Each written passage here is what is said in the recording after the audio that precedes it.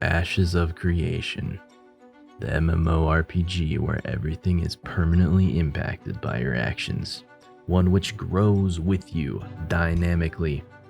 With 250 versus 250 warfare, Unreal Engine 5, a world where crafting is king, a character creator you could make yourself in, open world PvP, city development and political intrigue, and so much more.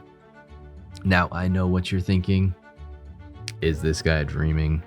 To which I say, no, my friend. I am here to show you this is becoming a reality. And I hear you. Yes, surely we aren't capable of such things, right? Amazon wasn't able to make New World work. Why would Intrepid Studios be able to do this? Well, Ashes of Creation has had a very well-defined scope since first appearing on Kickstarter in 2017, and is not a slave to publisher-imposed due dates as it's privately owned. Meanwhile, New World switched what kind of game it was supposed to be 3 or 4 times before launch, which was obviously not a great idea. Alright, and with that out of the way, let's get into the juicy hype. Intrepid has come out with a dev update livestream every month for a while now, and each month this year, since they switched over to the new Unreal Engine 5, hint hint, brings us even more exciting news than the last. The year started off bringing us a new race reveal as well as a progress update on other races. The progress really shows Intrepid is actually building their own original fantasy world, and the immersion is going to be off the charts. February brought an update on how they're bringing the animal husbandry system into the game. This system is so in-depth you're meant to be able to blend animals based off the real-world genetics research they've gathered. I'll have a full video on animal husbandry soon, so make sure that you hit that subscribe button. We also saw the Pariah race for the first time in February. March is when they really started swinging as they showed off their Alpha 2 character creator. And when I tell you I'm impressed, wow. As you can see, you're able to fine-tune things so well, they were able to build Asmongold, bald Asmongold, I guess. The sky seems to be the limit with this, and they'll be releasing it prior to Alpha 2, so I'm excited to play around with it myself at some point. April's development update is another one I should cover in its own video. They covered the event system. Essentially, certain thresholds can be hit, causing certain events as we level our nodes. Nodes are points in the world where towns can spawn if we spend time and do things in its area, by the way. Like I said, nodes and event systems deserve another video, so don't forget to subscribe.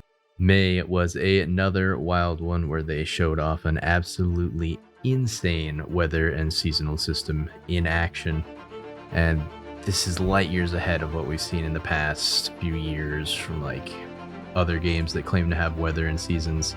I just absolutely love how the animals change with the seasons, how the snow will actually melt last in places that would like have more shadows. I'm super stoked for this. I love the immersion.